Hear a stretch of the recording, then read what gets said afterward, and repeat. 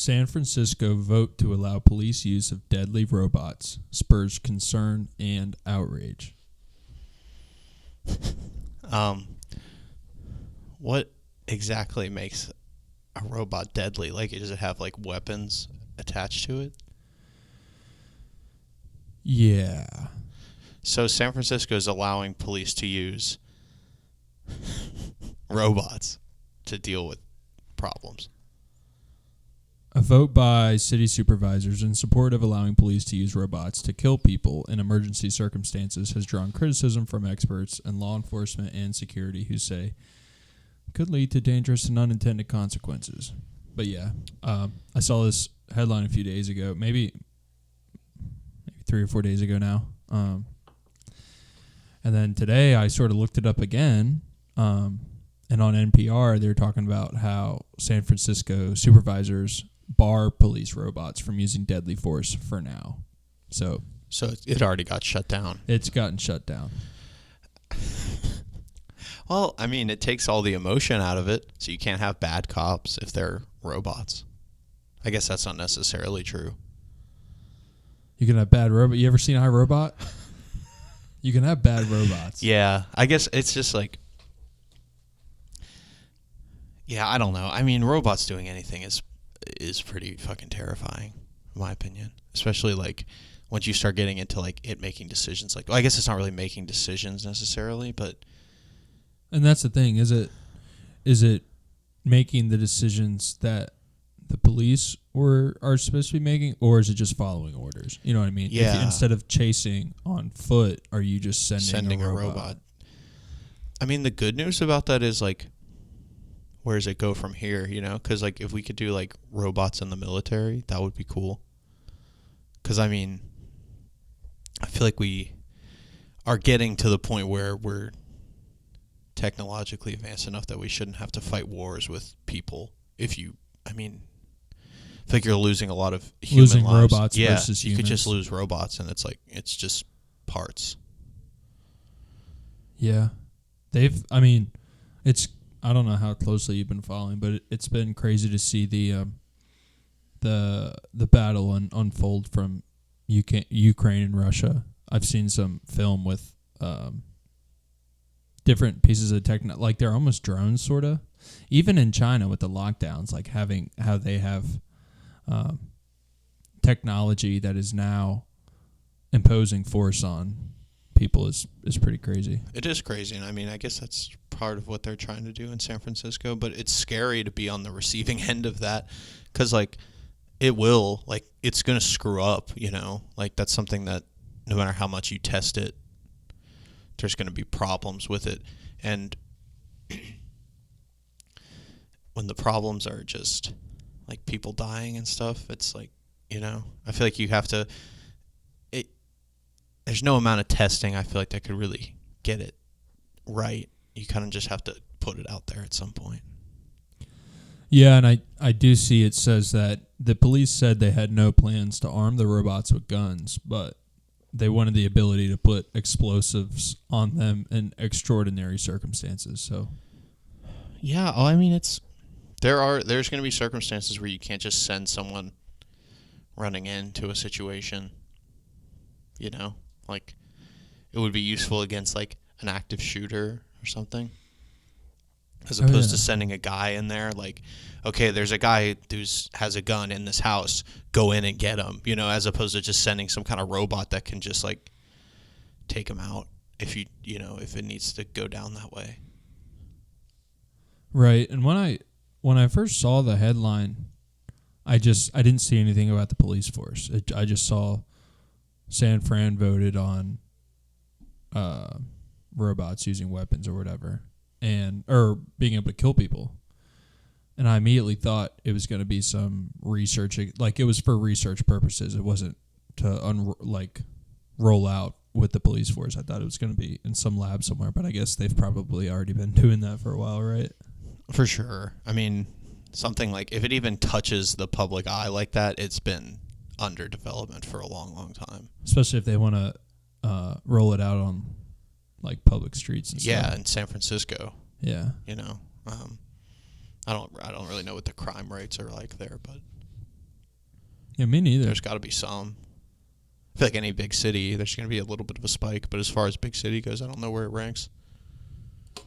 Yeah, that's true. You gonna look it up or what? Yeah, I'm going to look it up. Let's go. Yeah, I can't say I've been to San Francisco. My cousin lives there. I've never been out there, though. Didn't you? I've been to California. You have been to California. Yeah. Okay. San Diego. Oh, that's right. I think that was the main part where I was. Okay, bottom half among major U.S. cities. Oh. So. In terms of crime? Yeah. Huh. So. Yeah, assault rates are 55 and 45% lower than the average of 20 major cities. So I guess it's actually okay there. Not bad. Well, then they really don't need the robots out there. Yeah, but I guess it's a good place to start. Yeah. Versus dropping them off in super crime areas, you know what I'm saying? Yeah. I mean, that's just one. I just feel like it's a scary concept, but the idea of humans not having to put themselves in super dangerous situations to help out someone else when they don't have to. And you could put a robot in that same position and still help the same amount of people. Like, I don't see a reason not to do that. Yeah. So have you seen the movie I, Robot? No. All right, no, I won't talk about it. I feel like robots are gonna take over. No, but like, but because Tesla just released full self-driving, the first like update. Oh, really? For your Tesla, yeah. If you purchase that package, you could update it to that for the first time, like not that long ago. Have you used it yet? No, God, I wish, dude. My Tesla doesn't have it. Just kidding. But like, that's another thing. Like, if your car can get you home places, if you're in a situation where you can't safely drive, you know, like, I just feel like that's going to cut back on, like, that idea is going to cut back on, like, drunk driving or, I don't know, another situation where maybe you're not quite right for you to drive. Would you do that? Would I let my Tesla drive me around? If you were drunk? Like, Yeah. would you let... Yeah, if I went to the bar and You were just over the legal limit? it got to that point. Or are you, like, staggering, walking out the building? I mean, I think in any situation, I'd probably let it go. I mean, I would let my Tesla drive me anywhere. Like, I love the idea of if you, like, have to go somewhere for work and you just leave in the morning and you just, like, put your destination in and you're just sitting and, like, eating breakfast and, like, catching up on emails and stuff while you just ride in your car. It's like an Uber. Yeah. It's scary, though. I think it would be really scary to do it for the first time, especially, like, you press a button and then, like, you just don't touch the steering wheel. I feel like that would be, like, a weird... I don't know if I could do it. I'm going to be honest with you. I've driven in vehicles that have, like, the lane assist, so if they feel you moving, they, like, redirect you. Yeah. And that's an interesting feeling, but I don't think I could fully let go of not having that responsibility. You know what I mean? Yeah, I don't think you're alone. I think that's not going to be, like, I don't think every car one day will be autonomous. Maybe. I mean, maybe someday far, far down the line, but I feel like you'll just be seeing a lot more progress with the assisted driving stuff. Like, my car does cruise control, but it also has a sensor in the front. So if the car slows down in front of me, my car will slow down too. So it's like a real cruise control that you don't have to... If you go on the highway, you never have to touch the gas or brake because it's just going to automatically keep you, like, however many car lengths away from the car in front of you. Do you like that? You use that? Use it all the time. Do you have automatic headlights? Or not headlights, high beams? Yeah. How do you like that? Can you turn the automatic off? Mm-hmm. Okay. Yeah, I usually do. But it's nice when... It's tough in, like, going through, like, a town or, like, a highway where there's a lot of lights because some things will just, like, set it off. Like, if I drove past a house and they had, like, a bright light in their driveway, it would, like, cause it to turn off. But it's nice for, like... It's nice when you don't see a lot of cars and it's, like, back roads, I guess, because you kind of just like aren't paying attention to the idea you have to flip your lights on and off, and then you don't end up like kind of being a dick to someone because it kind of just does it for you. But I don't know. I use it sometimes. When I'm feeling super lazy, I'll do the cruise control, the automatic beams, and then the lane assist, and just like you're barely driving. That's crazy. I can't do that. Yeah, you would definitely do the self-driving Tesla. For sure. Yeah, that's like a dream. I would love that. That's crazy. You just go to the grocery store. You don't have to drive. You just like go in your car and hit a button, and then you're just at the grocery store. Yeah. And you don't got to worry about tickets and stuff either, right? Theoretically? I guess not, because it's going to keep you, it's not going to speed. Like, I don't think you can tell it to speed, you know, or like run a stoplight, you know? Yeah. I guess it could happen, but I feel like it's almost less likely. Like, you're definitely less likely to speed because you can't rush it. Right. But I'm pretty sure you can, like, set it to aggressive versus more passive, like if you are in a rush, as far as like merging into a highway and stuff goes. I don't know that for sure. No. I didn't even think about that, merging onto like 81 or 95 or 66 or something. You wouldn't be able to just let it go? I don't think so, dude. That's scary sounding. Especially if there's a lot of traffic. Oh, man. If it's like 3 a.m, that's one thing. But if it's but it's 6:30 or 7 a.m., not happening. Yeah, I don't know. I feel like by the time I can probably like afford a Tesla, it'll be farther on down the line as far as the technology. So I'll probably definitely trust it at that point. That's reasonable. Because right now I feel like it is a little sketchy because it's the first time like it came out. But I mean, I'm definitely not close to owning a Tesla. Right. So, yeah. Isn't it funny you don't see anybody like really advocating for people to trust as self-driving? Or maybe I'm just ignorant. You see anybody like pressing the issue? No, because I mean, it's not there yet, right? It's not foolproof. If it was foolproof, then I feel like there will come a day when people will advocate for it. What makes it foolproof? It can't.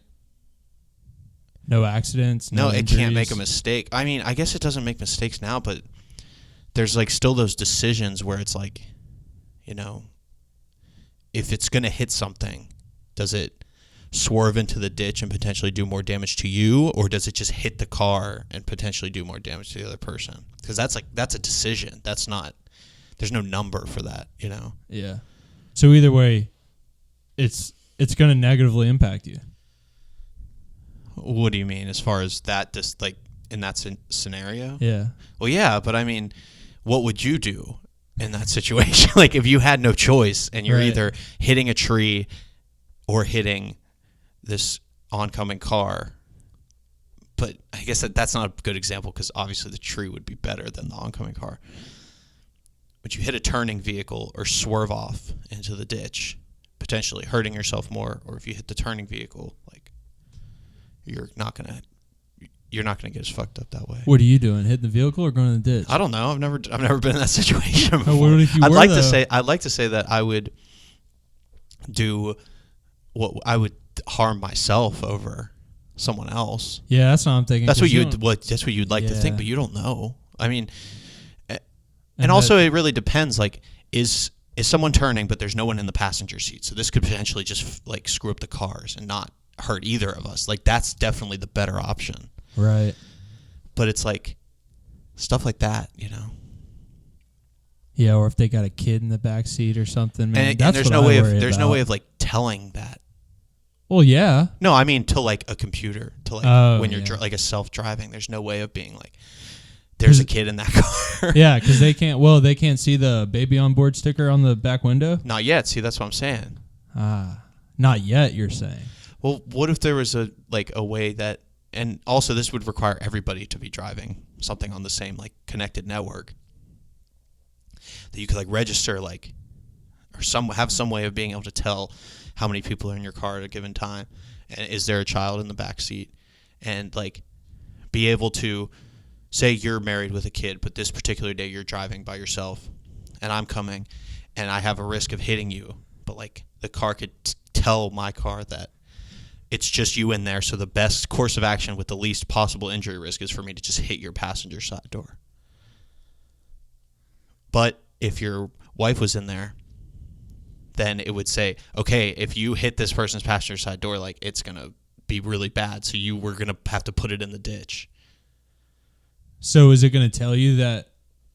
Is it just the car making that decision, or is it going to tell you? Because then if it recognizes that there's somebody in the passenger seat and it still proceeds to hit that car, then it hits that car versus the other option. Then you might have a lawsuit on your hands, right? Right, but I also don't think it would tell you. It would just be an internal, like a decision that gets made, being like, what's the lowest injury potential from this collision? And that's just data. I mean, hit like millions of crash tests with dummies and stuff. Right. I just feel like it would be able to, it could, in theory, be able to tell, like, best course of action, least amount of injury risk for all people involved is for you to go in the ditch. And I think that's just, I feel like everybody could probably live with that because it is technically the right thing to do at that point. Yeah, I agree. Definitely, the less people that get involved, well, it's a wobbler, man. It can go either way, right? Because you don't want to. I mean, you could involve more people in the accident, but if it's just minor, you know what I'm saying? If it's something minor, I don't think it's necessarily about involving people. It would have to be like greatest risk of injury and how's the severity of the injury. Because it's like, if me hitting your car results in both of us getting like our shoulder pulled a little bit versus me going in the ditch causes like it's likely I get like a concussion. Or you're paralyzed or something crazy. It's like the best course of action is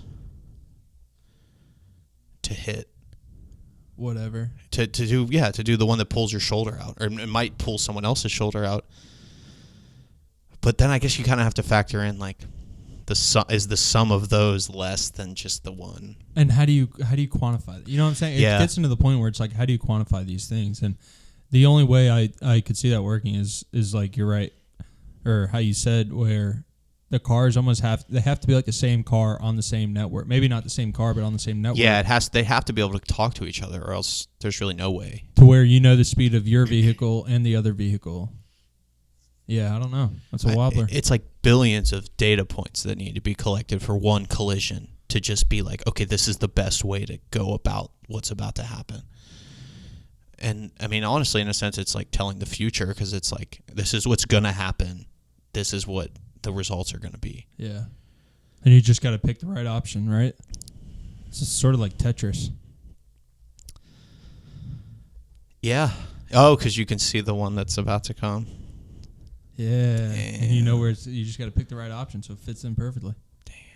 Welcome back to the Good Fridays Podcast. We're back. Episode 8. Back like we never left. Yeah. Thanks, everyone, for tuning in. Yeah. Feels good to be back. Always good to be chatting it up. Yes, sir. What's new with you? Not a whole lot. Last weekend... What did we do last weekend? Well, I started getting back in the gym again, so that's been nice. Going in the mornings on the evening on Friday, Saturday, Sunday morning I went, and then evening yesterday. I was about to say, if you're going in the morning on the weekdays, you must be getting up at 3 a.m. or something crazy. Well, this morning I worked out a little bit. We got a gym at our office, so I did some stuff in there in the morning because I got there really early. Nice. But are you able to like shower there? Yeah, after? yeah. That's nice. Yeah, they got like a locker room and stuff. But yeah, that's pretty much it. And then this weekend I went grocery shopping, did some stuff around the house. Nothing too crazy. Yeah. And then basketball on Sunday. Love that. What about you?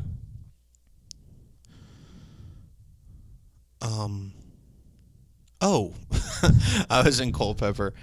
Me and the boys from the band, shout out Matt, Ben, and Jason, got together and did some jamming and some fellowship, so that was good. I hadn't seen them in a while. Heck yeah.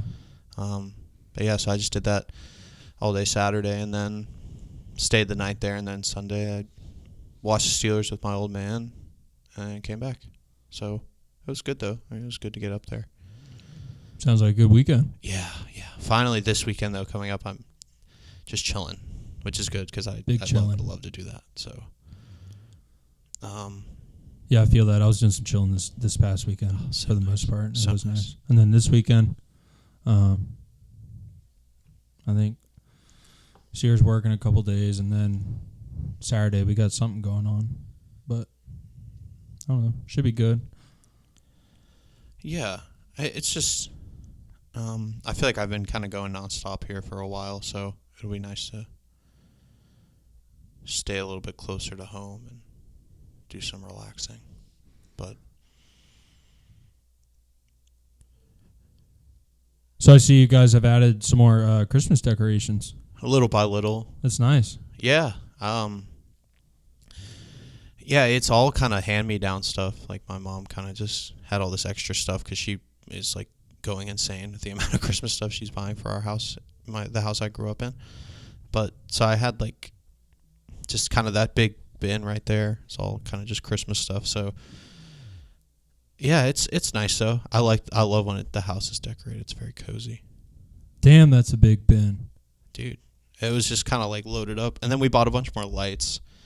And then she also gave us that tree out there, so, which is nice because it's like, you know, a fake tree, like you can have it forever. Like, that's a nice enough size. Like, I'll probably use that for a really long time. Yeah, it is a nice size. Yeah, and I do want to someday, like, have a real Christmas tree, but obviously, and not now in this apartment. So, right. But yeah, it's cool. Is your place decorated up? We gave it a shot. You know what I mean? I expect the next couple of years to be a little more, I don't know. Sierra did her thing decorating, and I like it, but I would like a real tree at some point. We kind of have a small fake tree right now, but that's the plan for one day, you know? Yeah. Go all out. Yeah.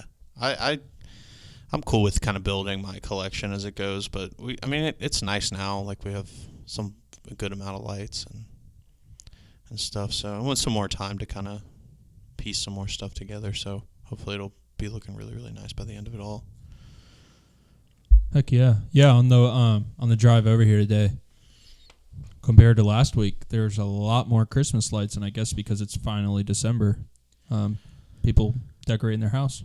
Yeah, I feel like it really spikes, obviously, after Thanksgiving. That's when I don't like to have stuff up before Thanksgiving, so. Right. But yeah. It's nice. I'm a Christmas-like guy, so. The one thing I didn't like is there was a few houses, no disrespect to any of these homeowners, but their lights were just strobing and weird, and they weren't real colorful or anything. It was just like a flashing light. You know what I mean? Dude, flashing lights? Yes. Yeah, I don't know. I feel like some people just really be fucking up what their outside of their house looks like on Christmas. Like, you gotta put some time in, man. Like, there's like one of our neighbors has Christmas lights like on their balcony. So we do too, but one of them it literally is just like thrown on there. It looks like somebody just threw up lights. Really? Like, it's just so many, and they're so gross. It's like, if you're gonna do it, and if you don't want to, don't. You know, like, I'm not upset at the people who don't have anything, because it's like they just didn't feel like putting the work in. I get that. That's fine. It is kind of annoying, but it's like, if you're gonna do it, try. Also, inflatable things, I can't stand those. No, I drove by another house, and it was just like, I don't know, it's like the amount of things I saw in their yard, like the inflatable stuff and the lights and everything, they gotta be hoarders, man. Dude. Because there's no way they're just holding all this stuff just for Christmas. They gotta have shit for everything. You know what I mean? Yeah. Those inflatable things, man, they're so expensive. And I just think they just look so trashy. Yeah. But they're expensive. It's not like, they're not cheap. The really big ones, dude, those things are like, a few $100. And if you're just keeping it plugged in, you're running that electric bill. Yes, dude. I don't even think, I just don't understand it. Yeah, I don't know. The inflatables, flashing lights, can't get behind it. I like simple, but. So you guys didn't have any inflatables growing up? No. So my mom would always just do our porch, and then with lights and stuff. Yeah. And then she also bought those things that you stick in the ground and they like project. stars. Oh yeah, it's like a. Well, they're like no, they're not disco lights, but they shine up on the house. Yeah, it's just like a projection of like a million little. But they change dots. or no? No, it's just like one's red and one's green. Okay. So it just like kind of gives your house like a little bit more like pop, I guess. I've never been a huge fan, but it's a nice way to get more out of your house without doing too many lights, like because you just stick them in the ground and then they project like out in the yard and then they project to the house. So, but yeah, shout out Mom. She always goes all out and it always looks really good at our house. Heck yeah, shout out. Yep. When's the last time that you and Hunter Biden had a conversation? I think it might have been the 5th Tuesday of last April. What about you? Just the other day. Yeah? How's he doing? Pretty regular. Good. He's coming on next week. Dude, he's such a good dude. He's a stand-up citizen, man. Man. I want my kid to be like Hunter Biden. I want to be like Hunter Biden. Okay, have you been following? Did you read the Twitter files? The Twitter files. Yeah. Because I mean, the Hunter Biden thing itself is kind of old news. But right? Yeah, exactly. A little bit. Most of the stuff I was seeing about it was just sort of exposing that big tech companies don't really follow the Constitution, even when they're primarily functioning in the United States. Well, it's so crazy, and I feel like a lot of people are looking at this as like. It's like a rehash of the Hunter Biden story. People are like, just get over it. Right, but like, it's already done. That's not what this is about. It's the fact that Twitter just hid this before potentially election altering. I'm not saying if it would have not happened that the election would have been different, but it's potentially election altering, right? And they just completely hid it. And that's like super fucked up. Like it's literally a place that you should be going to get information, and they were just hiding information. For a lot of people, it's where they get their news. Yeah, and they just hid it because it was not good for the left side, so they hid it. But like this really breaks it down in kind of a cool way and exposes a lot of things. Like, so they were offering that service to both sides. I did hear that. That to clean stuff up while Trump was in office, and then but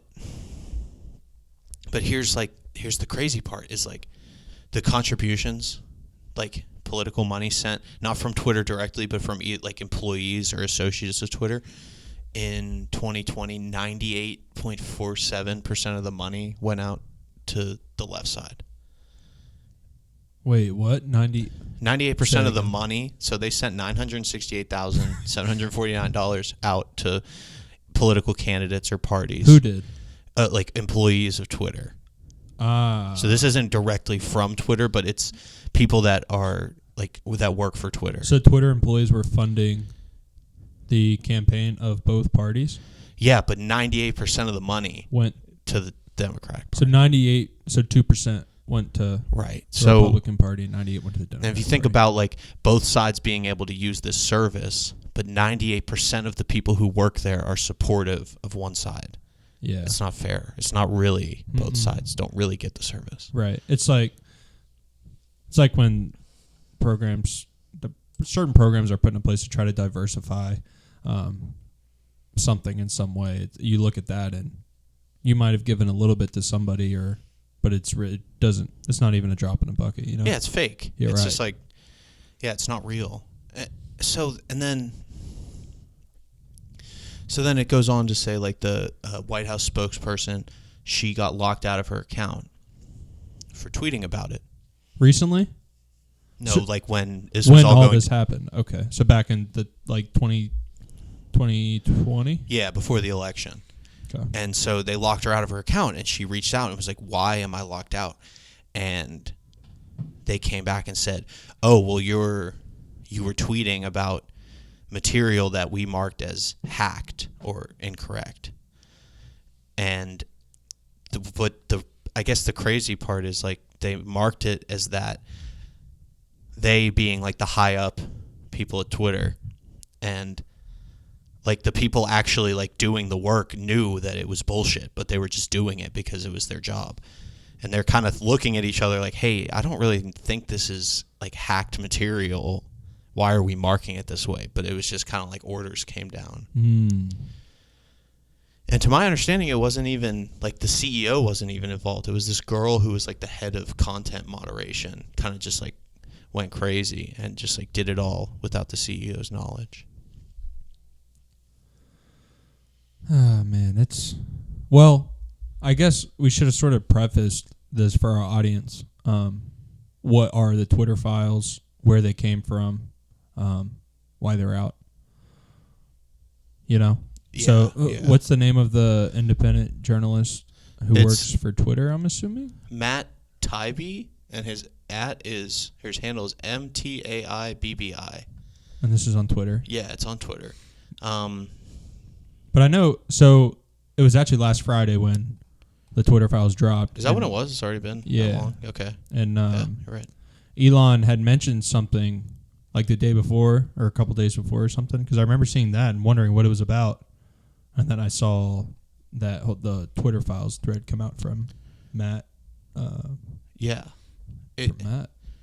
It's just really like, I mean, a lot of it, I don't know. It's hard to like, you don't want to get too caught up in it, but it is really insane that this was just happening. And you also don't know what else was happening, That's what's kind of scary about it. Like one of the first attachments is like this picture, and it's like an email chain, and it's just like a link to 5 different tweets, and it says more to review from the Biden team. And then someone responded and said, "Oh, this has been handled." Yeah. It's like, that's crazy, dude. And I heard one of the things for referencing that was something about Hunter Biden. He had like a sex tape or something they didn't want getting out. Yeah, I know that. I think that was part of what was on the laptop. Yeah, there was a video of him like smoking and having sex with this girl, and doing the sex part was sort of able to be quote unquote scapegoat for throwing that. Right? Yeah, people were labeling it as like revenge porn and stuff like that. Yeah, and people like defending the whole thing are like, oh, he didn't want his son's like dick all over the internet. Right. But it's like, it's not about that. Right. You're not a normal person. Like, that's what normal people go through stuff like that. Yeah. You're going to be the president. Like, right. You have to know that everything. But yeah, they just label just slander and everything. But part of the story itself that never really adds up to me is like, how did the laptop get where it was? Because they just left it. Somebody just left it at a repair shop in Delaware, and then just never came back for it. That's what happened. And then the guy who was working on it kept trying to get in contact with the person who dropped it off, and they just wouldn't answer his phone calls. So he just turned it into the FBI because he got in there and realized oh, there's some crazy stuff on here. I don't know how that's not a violation of privacy. I guess because it was given to him at his repair shop or something. But yeah, I didn't know about that. Yeah, that's how it all surfaced. Somebody just left the laptop with all the pictures and then the email chains between Hunter and then the oil guy, the Ukrainian oil guy that who's just the energy company. Yeah, right? yeah. Those emails were on there, and then all the pictures and stuff. So the energy company was working with Hunter Biden, or they were. Yeah, so he was getting money from that company. And he had some kind of seat on their board. I feel like I'm starting to break down, sound a little bit dumb here, but some kind of seat on their board. But it was really just so that they could have access to Joe Biden. Or at least that's what the news article says. And that was a Ukrainian company, right? Yeah, correct. Interesting. Yeah, and it's at one point Joe Biden had come out and really tried to push for a certain member of that company to be removed, and I think they're kind of tying it all together. This is actually some kind of personal gain between the three, whatever that is. But yeah, that's It's just weird how it ended up like somebody just left it there. Like, how did that happen? It's almost like somebody wanted it to get out, you know? Yeah, or you just do so much crack you forget about your laptop you dropped off at the repair shop, right? I guess that's true. I mean, that's... Part of me thinks it was left there to never be found. Right, he just thought They it would probably kind of thought- die on the vine. Yeah, That's what I It was think. just a small store, but why? But if you never want it to be found, why wouldn't you just break it? Right? I Throw it don't know. away, keep it. It's just weird that it ended up like... It is strange. Because, I But- mean, you have to know there's a chance, unless you're just that Right. much of an idiot. But I can't believe that. Crack kills. I guess so. But yeah, as far as the Twitter files go, I mean, I think it's really cool that they're putting it all out there. I like it. I don't know. I hate that stuff like this comes out after it's past time of relevancy to the average person. You know what I mean? Right? That's what I think. Yeah, this specific instance, but I guess the principle is like this is kind of his pledge that they're not going to do shady stuff anymore. It's like, look, this is what was going down. Like, I'm showing you right now what Twitter was doing in that time period, which like really isn't a good look for Twitter in general.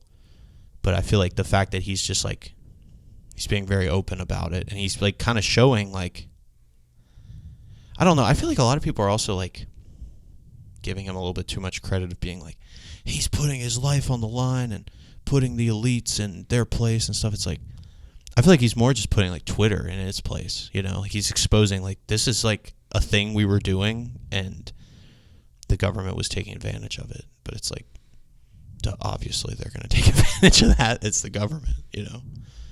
Right. Well, sort of encompassing everything, like what I started with saying. The fact that a big company was able to do this and hide this, like, how often do you think stuff like this is going on today? I don't know. I look at this and look how Twitter handled this, and how, just because like I said, it's sort of going against the Constitution, I feel like. It's scary. And I mean, There's no control. No, yeah, and the big tech companies have way too much power. And exactly. I mean, the government can't even control them in some sense. No, they can't. I mean, I feel like those are the people who really run what goes on, you know? Like big tech? Yeah, Twitter, Instagram, TikTok. Yeah, like that kind of thing, like, because it skews, obviously, and this is again, I'm not saying if this didn't happen that Donald Trump would be the president right now. It's hard you can't say that because you don't know, but it's like the fact that something potentially, like, that could potentially change the course of something, a large nationwide event, was just brushed under the rug for one side's benefit, that's not right. Yeah, I agree.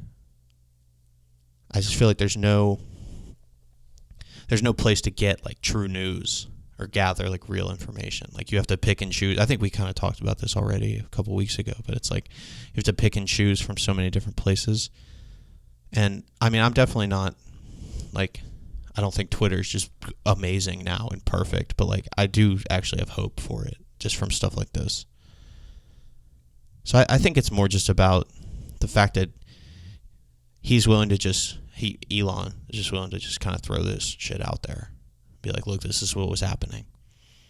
And I feel like there's no better way to earn people's trust than being transparent like that. Yeah, it's true. And I would say I like what he's done so far with Twitter. The thing that I find interesting, and I don't know if we mentioned this before or not, but just hearing how much he overspent on purchasing Twitter, and when Twitter was already it was losing money. You know what I mean? Twitter wasn't making money. They were losing it. And the fact that he overpaid so much for it didn't make a whole lot of sense to me. But then I wondered if him overpaying gave him any equity in the company. I'm sure, yeah. I'm Right? sure. And also, I mean, I think he really wanted to do this as part of like trying to help society. Like, I really believe that. I mean, maybe he's bullshitting when he says that, but Twitter is important for the future of the country. I think politically, very, very, very important. It might be one of the most important tools we have. And I feel like he overpaid for it, but he was just like, I felt like it was important to him to get this done and get it as soon as possible. Yeah, I agree. And one thing I wanted to add about I don't know if you saw this, employees were getting like a $400 lunch. Did you hear about that?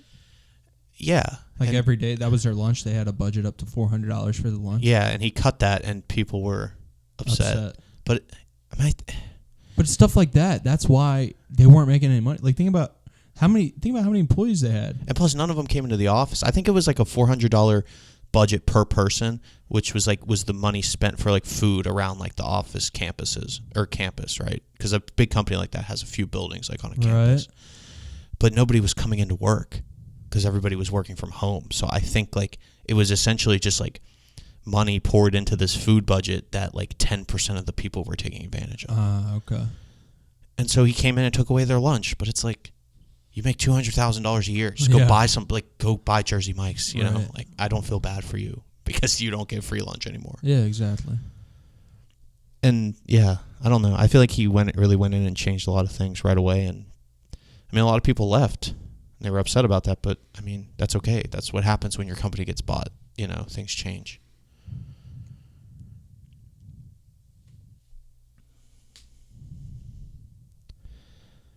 I know there's like more coming from this Twitter files thing. I'm kind of anxious to see like what else they kind of throw out there. I know this was probably going to be the biggest one, but who knows? Well, something just came out today, a couple hours ago. Yeah, and it was like kind of like a reasoning why a new one hadn't come out yet. Oh, he called it a supplement or something, right? Yeah. As if there was new info or just to add to the other stuff? Yeah. Something about there was like an employee. Oh, dead air. Line. Twitter Deputy General Counsel Jim Baker was fired.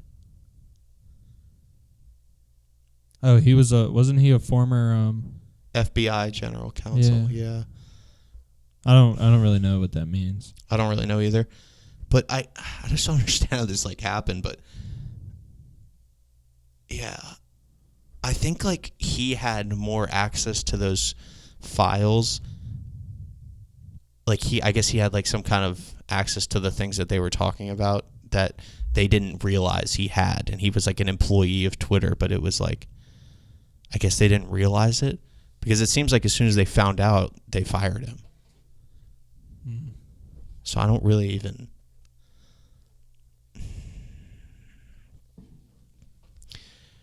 Vetting the first batch of Twitter files without knowledge of new management. Yeah, so he like had access to all those different... Yeah, this is actually like kind of crazy. So they might have just been worried he was going to do what this guy did years ago, maybe? Yeah, I just feel like releasing the files of someone named Jim... Yeah, it was like, I guess just nobody realized who this guy was. And how he... Yeah. I don't know. This one doesn't really make sense to me, but that's what I'm kind of gathering, that he just had like access to all of this information they had, and then nobody realized this is who it was, and then when they found out who it was, they got rid of him.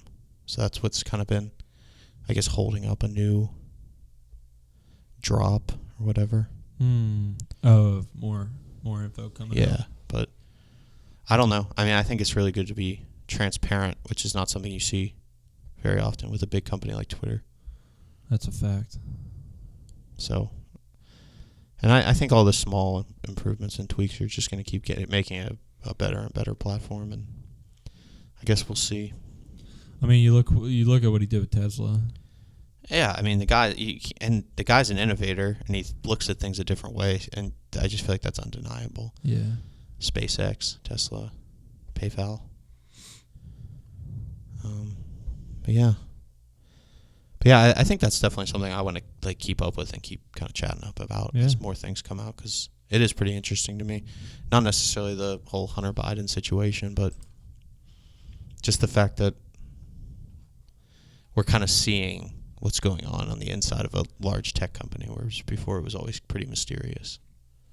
And you could say we're seeing it in real time because stuff's being exposed, even though it happened a few years ago. But I'm excited to see what Twitter looks like a year from now. Yeah, sure. Especially with the 2024 election. Yeah, it'll be a first major election with this platform changed up. So that's going to be a really wild time, I feel like. You know what else is wild? These new Spotify Wraps. Dude, Spotify Wrapped is back. The best time of the year for people to really... Okay, I just have to get this off my chest. I really can't stand when people put their Spotify Wrapped on their story or something, and then they like caption it. Wow, or this looks right, or sounds about right. Like, it is right. It's literally you. It's not, they didn't guess. It's like they're treating it like, oh, wow, they did such a good job, like, guessing my music. It's like they didn't, it's literally just like how many times you listen to that. So I don't mind when people post it. It's cool. It's part of the time of year, but I hate when people say, like, sounds about right or makes sense. It's like, yeah, it makes sense. It's you. It's literally, like, it's just numbers. It's not like... I don't know. Something about that really just makes me angry. Is it any comment or just comments? Just comments like specifically like that. Okay. What if you're genuinely surprised about who your top 5 artists are? Because if you have a well-balanced music taste, you're probably not sure what... No, I think that's okay. I just hate when people are like, yup, sounds like me. Okay. It's like, yeah, duh. It's it's you. Yeah, it is you. All right, I got you. I hate that. Like, I just feel like you're just like... You're like almost pretending like... You're treating it like it's guessing, and it's not. Nobody's talking to you either. You're talking to yourself when you post that, right? Yeah. I mean, I get you're sharing it, and I'm one. I like seeing people's spot. I don't think it's a problem when I see people posting it, because I'm genuinely curious to see what other people are listening to. Yeah, I love Spotify Wrapped. That specific thing is just it really just irks me when people are like, that sounds like me. Okay, it is you. I don't know. I hate that. But other than that, I love everybody's Spotify Wrapped posts. Do you have your top 5 genres? Yeah. So you go first, because I have to watch the animations on mine, because I did not. Oh, do you know where it is? This is the second one. It's the second one? I think so. Okay. Maybe third. All right. My top 5 genres of 2022. Number 1. Let's start at number 5. Yeah. Underground hip hop.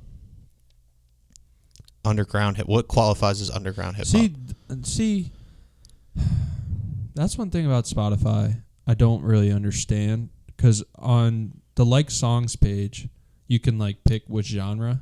Have you seen that? Mm-hmm. But I feel like sometimes I'll have hip-hop songs in there that aren't hip-hop songs, or country songs in there that aren't country songs. Yeah, it's not a perfect system, I don't think. So I don't know what goes into this underground hip-hop. Fair. You know what I mean? It could be, like, underground today. It could be, like, people who are coming up on SoundCloud, I guess, maybe? Yeah, I guess it's just something that's not necessarily in the mainstream. Just not mainstream. Okay. That's, all right. So number 4, for me, I've got rock. Nice. Just nice classic. Yeah, I don't, and that's the thing. None of my top 5 artists are underground hip hop or rock music.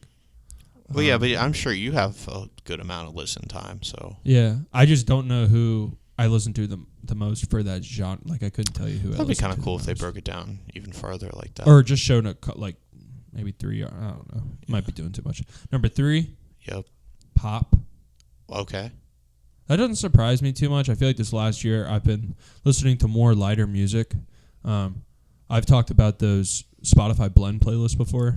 A lot of my friends who I check those blends, I feel like that's where I get my my dose of pop music. Okay. No, I think that's that makes sense. Because I'm not actively seeking it. Right. It's just kind of gets shuffled on and I listen to it. Gotcha. It's pretty easy listening. Yeah, that's true.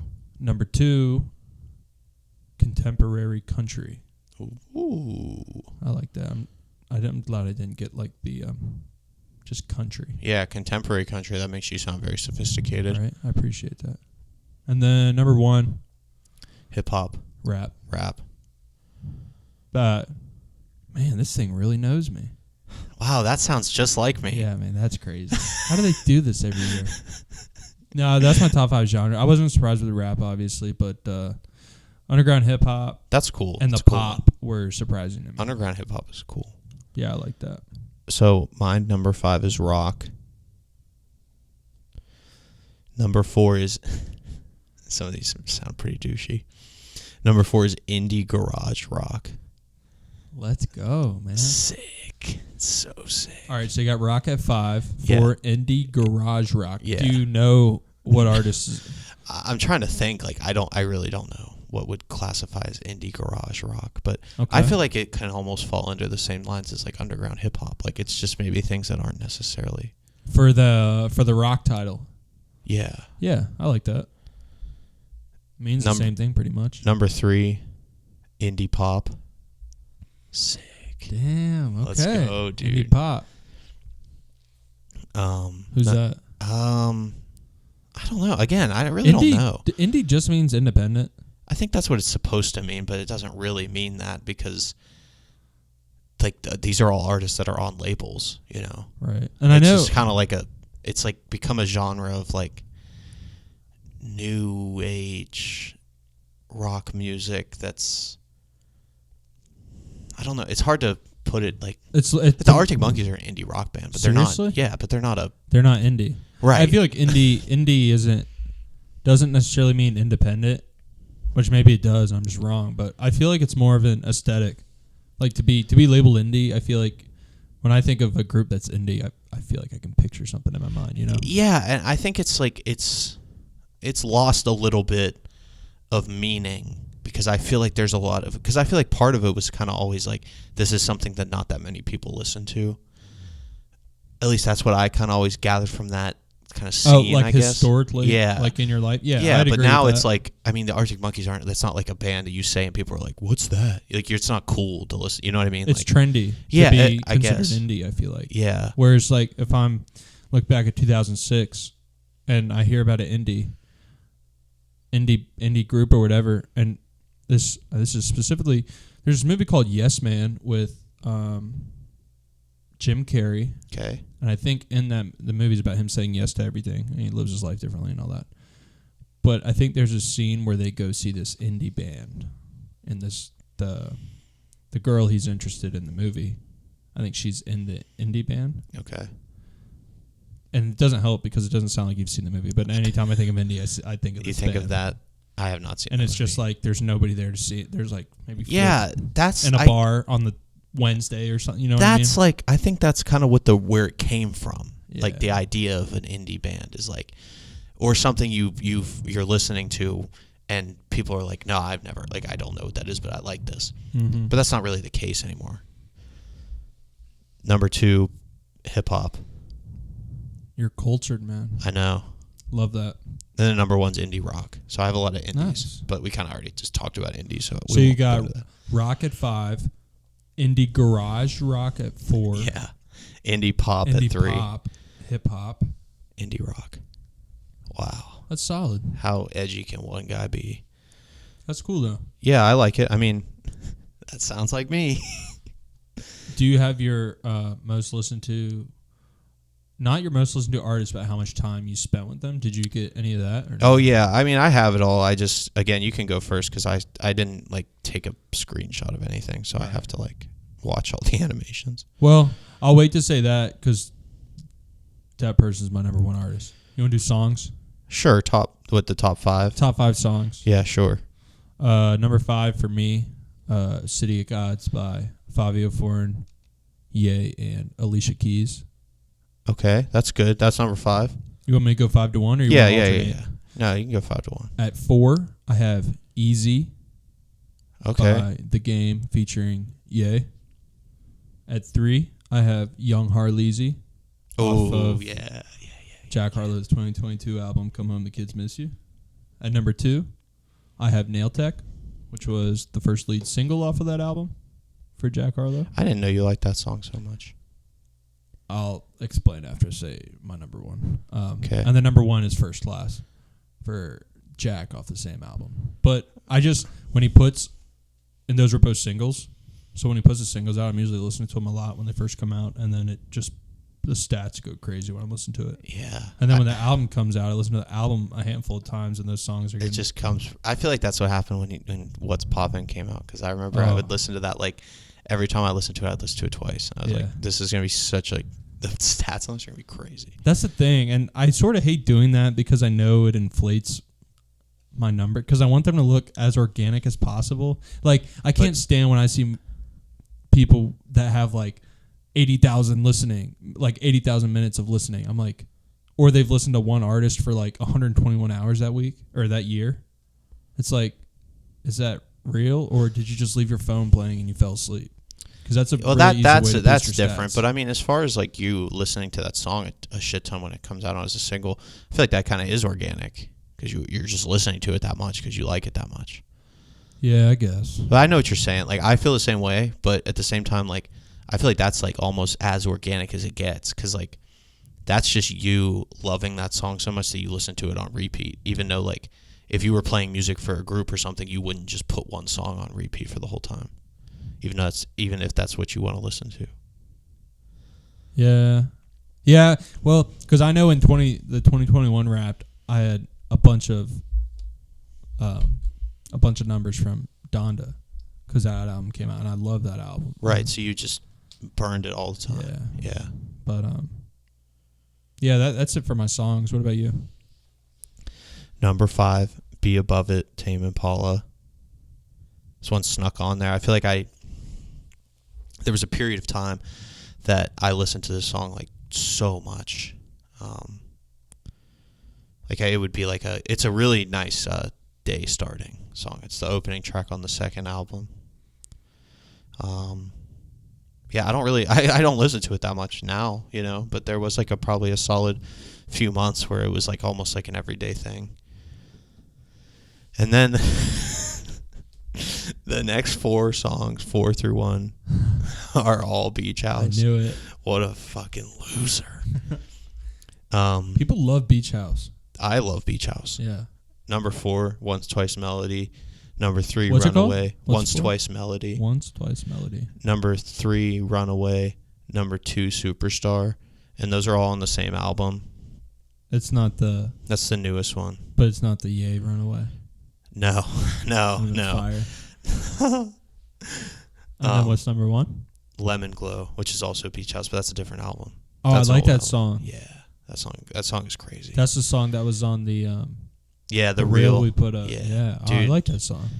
Because that's like this happens to me a lot. Like I'll see a band live, and there'll be a song that I like, but I'm not like a huge fan of, and then I'll see them do it, and then I'm like, oh my god, I get it now.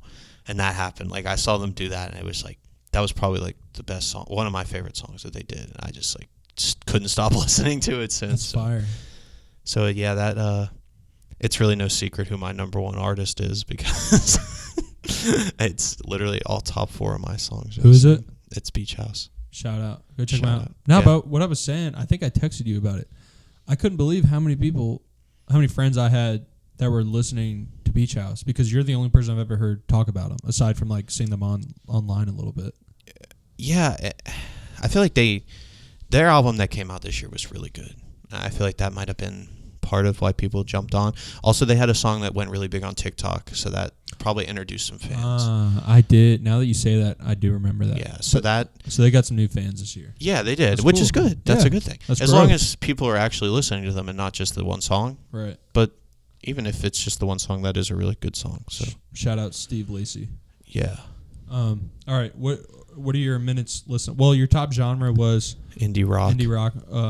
What are your total minutes listened look like? My total minutes are 61,274. Respect. Thanks. I'm at 53,047 minutes, which is low compared to last. I think last year I was at like 59, maybe 58. But I was listening to more. That doesn't include podcasts, I don't think. It does, I think. But on that, because I saw you guys talking about it, but on like the wrapped graphic, yeah, it ties in podcasts later, and I got a different minutes listened on there. Oh, yeah. Maybe it doesn't. So, I don't know. I could be wrong, but from what I saw, it didn't do that. But I listen to a lot of podcasts too, though. I don't know. I'm not going to pull up my exact number, but I do listen to a good amount of podcasts. Do you know how long you listened to Beach House this year? 3,254 minutes. 3,254 minutes. That's pretty good. Yeah, I mean, it is a lot. And it's like I said, I always get a fever when I see a band live. I'll just that's like all I can listen to for like the month after I see them. Yeah. Especially them, because I saw them twice in the same, 2 weeks apart. So were you in their top X percent? Yeah, 0.1. Nice. You're gonna get a higher number or a lower number next year or what? Will I become even more of a fan? Yeah. I don't know. Damn, that's interesting. To think it's potentially because I feel like I didn't listen to them at the beginning of I mean, I always listened to them, but I didn't start listening to them heavy until I saw them, which was in the summer. So I guess if I have a full year, when the year started, I always like to kind of call out in within after a month, try to think of who I think it's going to be at the end of the year. And I thought it would be Tame Impala, but that fell off. Things change. Who's your top artist? Jack. Whoa. Jack. That was weird. Whoa. My minutes listened. 3,863 in the 0.05 percentile. Sheesh. So that's cool. It doesn't surprise me that much. It's also cool because you're a day one fan of Jack Harlow. Thanks. Yeah, no problem. I just feel like that is cool. Plus, I just like that number. It's cool to see you're a pretty diehard fan of a certain artist. Yeah, I feel like this is the first year in a while that. Wait, keep going. Sorry. I can't remember who my top artist was last year, but I want to say it's been the Arctic Monkeys every year since they started doing this. So. Who were your other 4 artists? Well, I'll go from 5. Okay. Pusha T, 5. Okay. Mac Miller, 4. Okay. Drake, 3. Ye, 2. Jack 1. Ye is also my 2. Let's go. Tame Impala, Courtney Barnett, Arctic Monkeys, still kicking. Ye, Beach House. That's a solid group right there. Yeah. I was lucky enough to see Courtney Barnett and Beach House twice last year, twice each. Oh, that's fire. Yeah, that's pretty nice. And I have tickets to see the Arctic Monkeys, so I'd like to see Tame Impala, but maybe someday. One day for sure. Yeah, but yeah, that's definitely pretty fortunate to see 2 of your top 5 artists twice in the same year. Damn, I didn't even think about that. That's fire. I got to do that too. Well, in 2021, I guess. Going to Chicago and then. That's right. Yeah. But. Well, cool. Yeah, I know I've sort of talked about Pusha T's album that he dropped this year, but I was surprised to see him crack my top 5. He's the first time he's been in there. Everybody else has been in my top 5 before. Right. And I guess it's just because you listen to that new album so much. Yeah, I was spinning it like crazy because usually it's Chris Stapleton. My top 5 doesn't seem to change. Yeah, mine stays. They'll within swap the same order, world for sure. Yeah. But Jack and Ye swapped. Ye got dropped down to 2, but that's because he didn't put out an album this year. But that's cool. I don't think Kanye was on any of mine before. I feel like I listened to a lot more. I definitely listened to a lot more of his music this year just because of the documentary and stuff. I feel like that's kind of when I really started. Plus, I feel like us hanging out and talking it up more just made me kind of get more into some of his stuff that I didn't used to listen to. But yeah, our Arctic Monkeys are always there. Courtney Barnett was there last year. Tame Impala, I think that's their first year in my top 5, but that's usually an artist I listen to a good bit. I do have my favorite meme. It like looks like one of the cards from it. And it just says, "You are the only Arctic Monkeys fan in the world." So I gotta post that. I post it every year. I saw those memes are funny. The Spotify rap memes. Yeah, I mean it's funny to make fun. There's videos of people like how people expect you to react to your Spotify rap. It's just like I feel like there are so many people that really do feel that way, but it's fun. It's a fun time of year. So keeping on the Spotify rap train, was able to dig up one for the pod. So check out some of the stats for us for this year, which is pretty cool. I don't know. It was kind of surreal. Like it's even surreal watching it like now. Like it's crazy to see that the logo and everything on Spotify Wrapped like as a creator.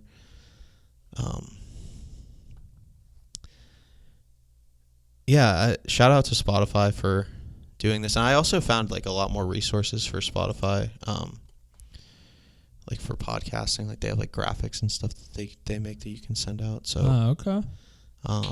Probably start doing some of that. So we created more content than 55% of other creators in our category. That's solid. Well, especially because we started in October. Yeah. Is that right? Wait, is that right? I know that's when we started recording. Okay, so. Well, this is episode 8. And it's That's our first crazy. episode, December. Yeah. Again, I wish I kind of had this without all the animations, but. All right, this is fun. Can you guess your number 1 episode? Episode 1 or 2? Episode on Spotify, though, specifically, right? Yeah, on Spotify specifically. I'm going to say episode 2. Nope. Damn. People love the parrot. Have you ever had a parrot? Yo, because that dropped on Spotify like 3 days after, didn't it? So actually looking back, I don't know if it actually did or if I just wasn't being able to find access it. Yeah, because like I remember it said on our feed like it was active on Spotify on time. I was like, oh, awesome. So I started searching it on Spotify. I kept searching it and I couldn't find it anywhere. And then I kept trying, and then finally like a couple of days later I searched for "Have you ever had a parrot?" I didn't search for the name of the podcast and it popped up. But that has 28% more streams than the average episode. So shout out the parrot. I feel like there was just a lot of buzz around that. Like there was hype around but yeah, we got some good numbers on YouTube. Dude, I know it's the support has been crazy. Like even looking at this, we have 80 listeners and like 30 something followers. Like that's crazy to me, dude. That's like blows my mind. So shout out to the family because it is like actually really fucking cool that people actually listen to this. Give a fuck about what we have to say. Yeah, it's pretty crazy, and I'm excited to keep kind of growing it and stuff. I'm excited to get some fools on here, man. Yeah, that's for sure. That is for sure. We need some people on here. Break up what's going on with us. Shit, yeah. Yeah. Top country was United States. I feel like I don't want to take too much time and go through all of this, but maybe we'll post some snippets of it that are cool. That's a good call. But yeah. Yeah, I feel like you can really dive into all the stats on here and like really try to figure out what was working and stuff. But all the analytics. Yeah. You know the crazy thing about analytics? You want to know what's crazy about analytics? Sure. Yeah, sure. You can use them to make some assessments on how much money you're going to put on the winning team for the Super Bowl one year, or who's going to knock somebody out on fight night for the UFC one Saturday night, you know? You can also use them to decide what the best decision to make in a car crash is. That is a fact. I used to really be into sports gambling. Like, I mean, when I say really into, it would be like $5 bets, but I don't know. It got to the point where it was just too stressful. But I will say the most fun thing to bet on is the UFC by far. You can just watch the guys come in for weigh-in. You just look at them. You just know who's a winner. You bet on them, and then you just have something to cheer for the fight. That is pretty exciting. So, yeah, I definitely could see myself betting on UFC again because that's definitely the one I enjoy the most. Well, you better hope you're not in Ontario when you're looking to bet on UFC. I was just about to say, I feel like I heard something about there's places in Canada that are not allowing you to bet on UFC. Yeah, so recently there was this, I guess, a UFC scandal of some sorts with this character named James Krause. And from my understanding, he's like a trainer or coach. He has his own gym. Yeah. You sent me this. I have it somewhere. Okay, continue. I just wanted to have it to reference. So, anyways, this guy's like a trainer or coach, and he's trained multiple fighters with good resumes and everything. And anyways, sports betting, I feel like, has sort of really got charged up in the last 3 years. I think it was our junior year at college, maybe, when once it started getting legalized again. Yeah. Once it was legalized in Virginia and more online, states. Yeah. And at least for me, that's when I really started seeing it more. So anyways, this guy James, he started a Discord chat, which is just something. It's just an app that you can message people on for everybody who doesn't know what Discord is. And I heard he had about 5,000 people in there by the time it was all said and done, I guess. But the people he was having in his Discord, he was charging them either $50 a month or $2,000 a month for picks for UFC fight cards. So you were picking who he thought he was going to, or James was telling his audience picks for who he thought was going to win, who he thought you should take for this, and this, different things like that. So he was charging people money for that service of having his insider knowledge. Info, I guess. His expertise, yeah. What was his percentage? Do you know? What was the average percentage of what people would win? I guess it was worth it if he had 5,000 people on there. Well, he said, I listened to a little snippet from an interview today, and he was saying he was making way more money doing this than he was actually doing his job. Right. Because fighters, unless you're a prize fighter, you're not making that much money anyways. Right. And your trainer or your coach, he said he was only getting paid 10% of what the fighter made in that fight. Damn. So if you're making, what's 10% of 20 grand? Two grand. So and that's for 14 weeks of training and fighting. It's not anything at all. Yeah. So I know he was making a lot of money, and he was, from the way he was talking on the interview clip, he was doing pretty well for himself. But and on August 1st, he said he had 2,000 members in his Discord, right? And there was no legality between I guess doing what he was doing. He wasn't breaking any rules doing what he was doing. Okay. So there wasn't any UFC regulations, I guess, versus the gambling and federal legality of the whole situation. So I feel like that's... Oh, but I guess he's not a UFC employee, so he would be allowed. Because the fighters obviously can't gamble or anything. You sure about that? I'm pretty sure. I'm sure if you're a UFC employee, you can't. You don't think Sugar Sean has put any money on himself? No, I'm sure. I don't. I think they're probably... Are you saying fighters can, but staff members No, can? I'm saying nobody that's a UFC employee could potentially bet on the fights.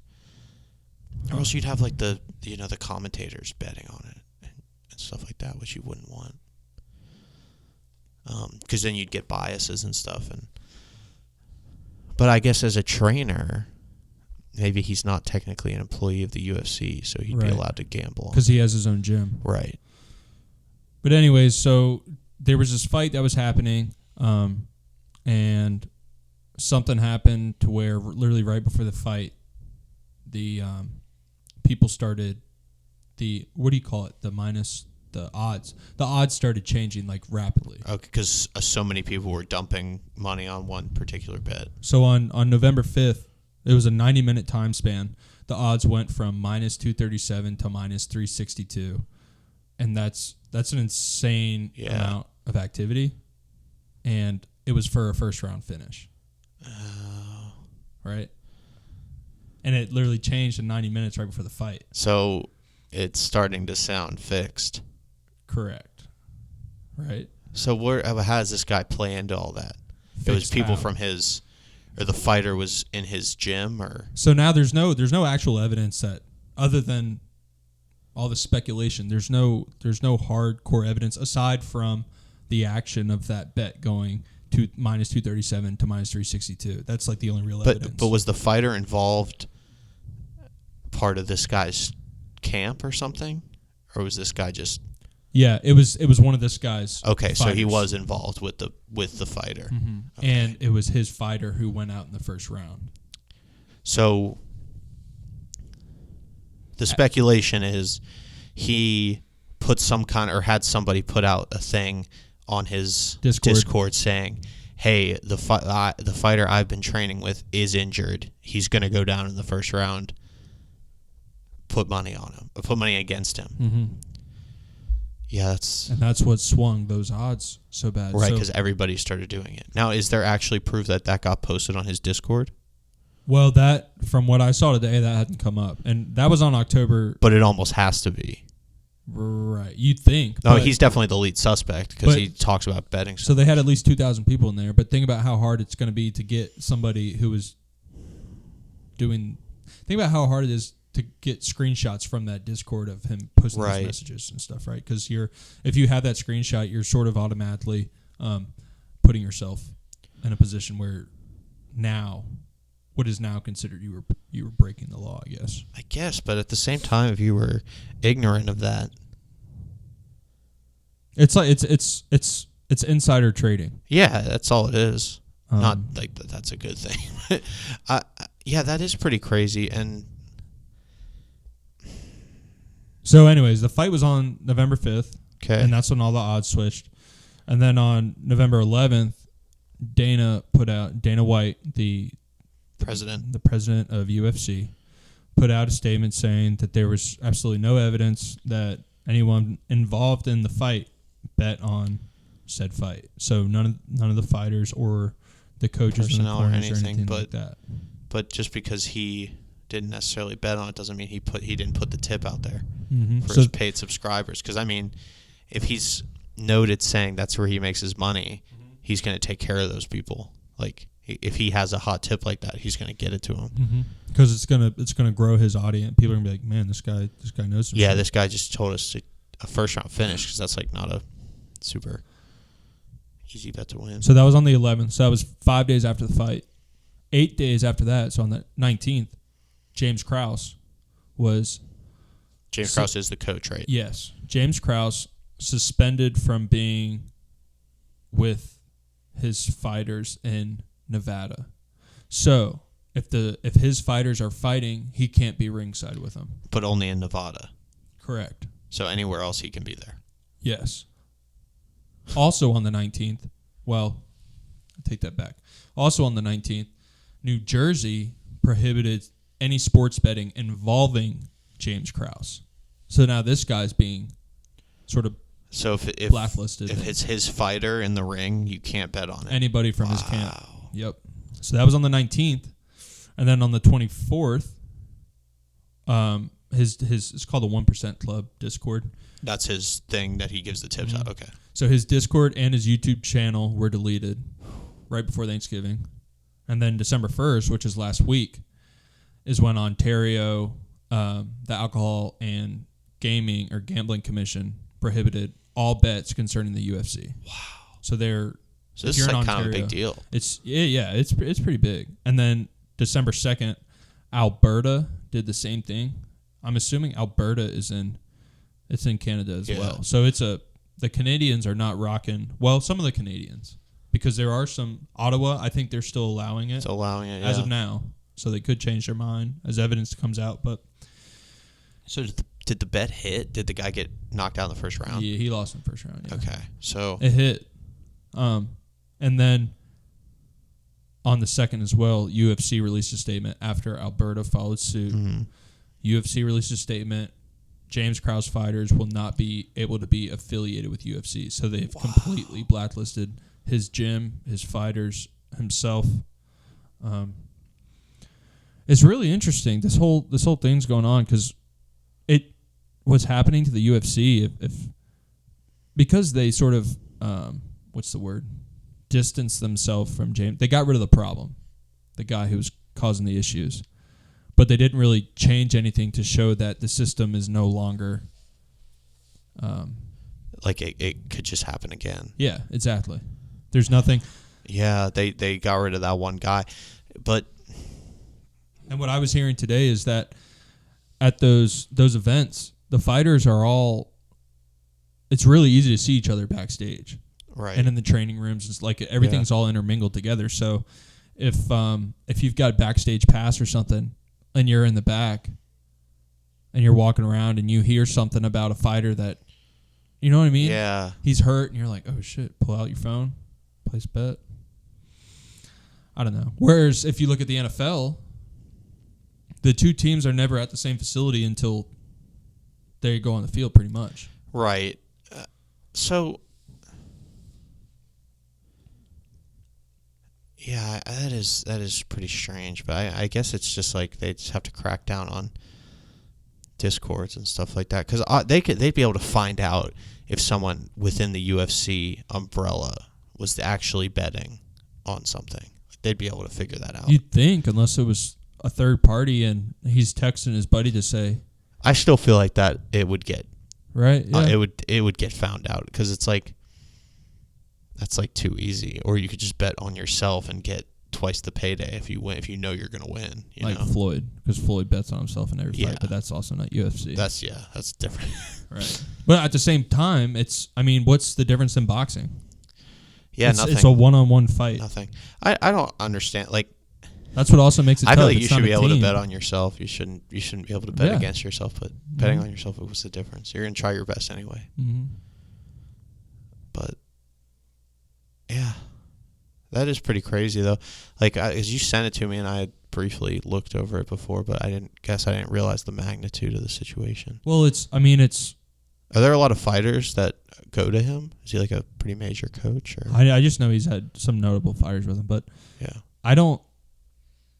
At least in my lifetime, I don't remember something like this happening with another like worldwide sport. You know, and you look at how successful UFC was through the pandemic. They never stopped. Yeah. Dana kept all his employees fully employed. And then this happens, and you've got cities in Canada that pretty much don't want to support you in any way when you're not allowing people to bet. Because when you're betting on something, you're more invested in it, obviously. Yeah. Like when I sat down and watched a fight with you one time, you put a bet on it. Especially if you're a casual watcher, you're going to be more into it. You know what I mean? Yeah. So those people in those cities are no longer doing that, so they're less likely to watch the fight. Yeah, it's hurting their market there for sure. Absolutely. Their growth and areas they were relevant might see a decline. So that is pretty insane. But I think it's sort of because of how popular sports betting has gotten in the last few years. I think this is going to sort of shake up a lot of things, not just in UFC. You might hear about because like these athletes, and that was another thing. These UFC fighters, who are they sponsored by? DraftKings. Yeah. You know, like all these sports books. So then it gets really tricky. I don't know, man. Because they have to be like spokespeople for it, but they're not allowed to actually use it. Right. And those they don't make that much money fighting. Right. So they do these sponsorship deals to make more money, and you're taking away, I don't know, a stream of income. I don't know. Yeah, that is pretty crazy. It's interesting. It is. I mean, I think it's really interesting to see in the future, like how much more gambling and just sports in general are going to get more and more intertwined. I think Because it is a big part. Like you said, it's like a big part of like maybe turning a casual watcher into more of a fan and kind of just growing sports in general.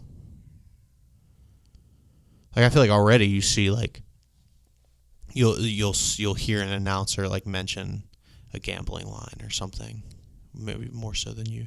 I mean, shit, you turn on ESPN today, they've got the odds scrolling across the bottom of the screen. They've got, I mean, on one of the channels, it seems like 6 to 8 hours a day, they just have betting lines up. Yeah, ESPN News, I think, always has the lines.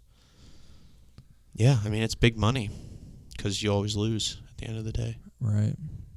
But it's fun, though. I mean, seriously, the only thing I enjoy betting on anymore is the UFC. Anything else is just like, I'm just like stressed out watching sports. It's like I don't really want that.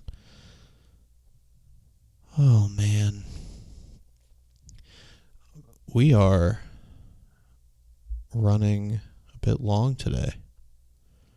Appreciate you guys for sticking with us on this longer episode. Yeah, we're a little bit longer than usual, but that's okay. We had a lot to cover.